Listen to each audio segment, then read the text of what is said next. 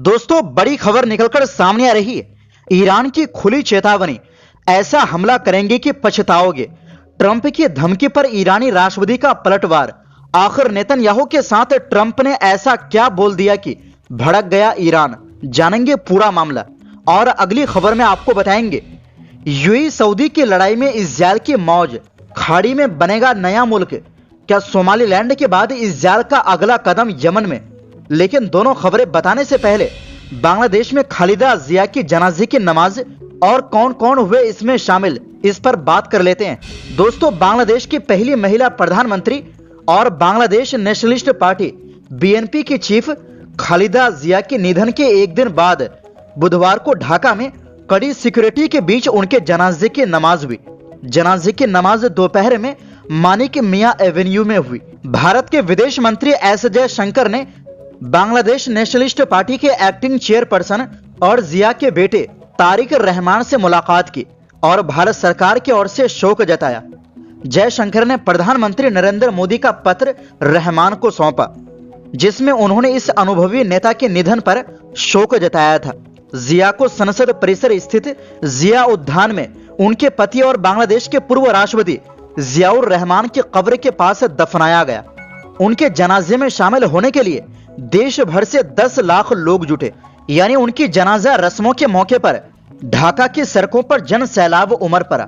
जनाजे की नमाज दोपहर के वक्त ढाका की मानिक मियां एवेन्यू में अदा की गई।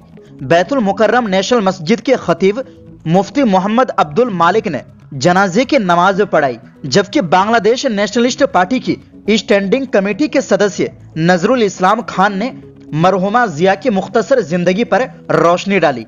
Chief adviser professor Mohammad Yunus, chief justice Zubair Rahman Chowdhury और खालिदा जिया के बेटे और बीएनपी के एक्टिंग चेयरमैन तारिक रहमान, विदेशी मेहमानों, अंतरिम सरकार के सलाहकारों, अलग अलग राजनीतिक पार्टियों के नेताओं और सीनियर सरकारी और मिलिट्री अधिकारियों के साथ जनाजे की नमाज में शामिल हुए। जिया के बड़े बेटे मिस्टर रहमान ने नमाज से पहले भीड़ से कहा, प्लीज अल्लाह से उनके लिए जन्नत में जगह की दुआ करें। दरअसल खालिदा जिया का मंगलवार सुबह 80 साल की उम्र में निधन हुआ। वो पिछले करीब 20 दिनों से अस्पताल में वेंटिलेटर पर थी। उनके निधन पर बांग्लादेश सरकार ने 3 दिन के राष्ट्रीय शोक का ऐलान किया है। इस दौरान पूरे देश में सरकारी इमारतों पर राष्ट्रीय ध्वज आधा झुका रहेगा और सभी सरकारी कार्यक्रम स्थगित रहेंगे। बता दें कि दक्षिण एशिया के कई अहम नेता, जिनमें मंत्री और संसदीय स्पीकर शामिल थे, पूर्व प्रधानमंत्री खालिदा जिया की जनाजा और तदफीन में शामिल होने के लिए ढाका में इकट्ठा हुए। ढाका के हजरत शाहजलाल इंटरनेशनल एयरपोर्ट के अधिकारियों के मुताबिक नेपाल के विदेश मंत्री बालानंद शर्मा बांग्लादेश की राजधानी पहुंचने वाले पहले विदेशी मेहमानों में से एक थे। पाकिस्तान नेशनल असेंबली के स्पीकर सरदार अयाज सादिक पहुंचे। सादिक ने भी मिस्टर रहमान से मुलाकात की और दुखी परिवार के लिए अपनी हमदर्दी जताई। इसके अलावा भूटान, श्रीलंका के विदेश मंत्री भी पहुंचे थे और मालदीव के मंत्री भी इसमें शामिल हुए। वैसे इस दौरान भारतीय विदेश मंत्री पाकिस्तानी अधिकारियों के साथ मुलाकात भी की, जो ऑपरेशन सिंदूर के बाद पहली मुलाकात थी। वहीं दूसरी ओर दोस्तों, अमेरिकी राष्ट्रपति डोनाल्ड ट्रंप ने सोमवार को इजरायली प्रधानमंत्री बेंजामिन नेतन्याहू के साथ खड़े होकर ईरान को धमकी दी थी। ट्रंप ने कहा था कि अगर ईरान ने अपने बैलिस्टिक प्रोग्राम को आगे बढ़ाया और अपने परमाणु प्रोग्राम को दोबारा शुरू किया तो अमेरिका उसे तबाह कर देगा। अब ट्रंप की धमकी का ईरान ने जवाब दिया है।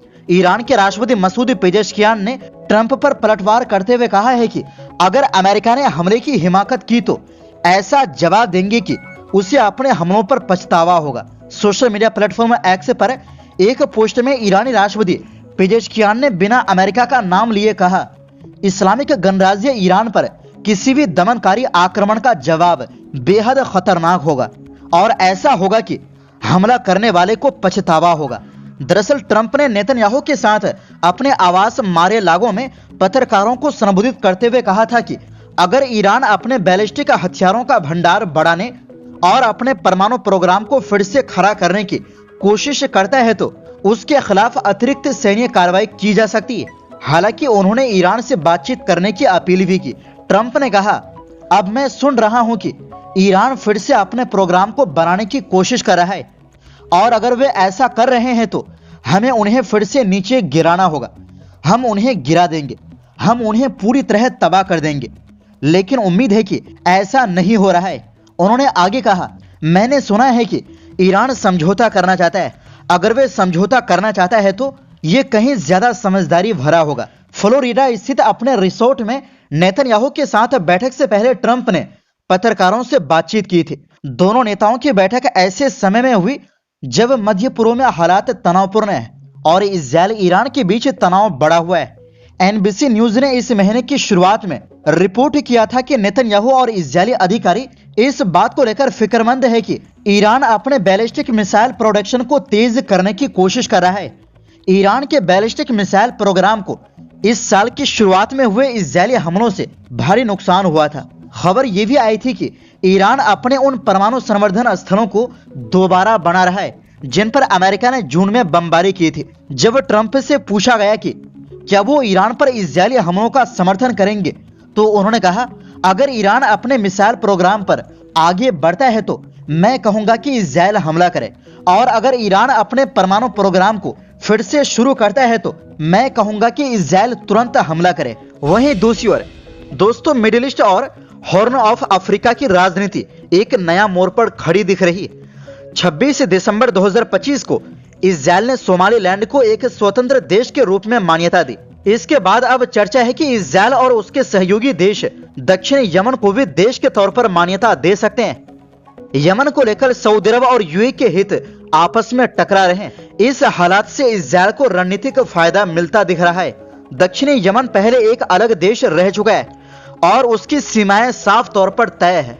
यहाँ की राजनीतिक संस्कृति उत्तर यमन की तुलना में ज्यादा उदार मानी जाती है। सदर्न ट्रांजिशनल काउंसिल एसटीसी ने यहाँ एक काम करने वाला प्रशासन खड़ा किया है, लेकिन अंतर्राष्ट्रीय मान्यता न मिलने से उसकी स्थिति कमजोर बनी हुई है। एसटीसी की स्थापना साल 2017 में हुई थी। इस संगठन का नेतृत्व एद्रस अल जुबैदी करते हैं। इसका मुख्यालय यमन के दक्षिणी शहर अदन में है। एसटीसी खुद को दक्षिण यमन की आवाज बताता है और उसका मकसद है यमन को दो हिस्सों में बांटना और एक अलग दक्षिणी देश बनाना।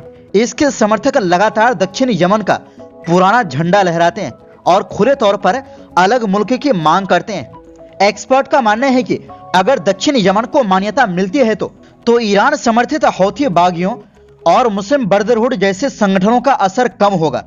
साथ ही रेड सी और अरब सागर के अहम समुद्री रास्तों पर कंट्रोल मजबूत किया जा सकेगा।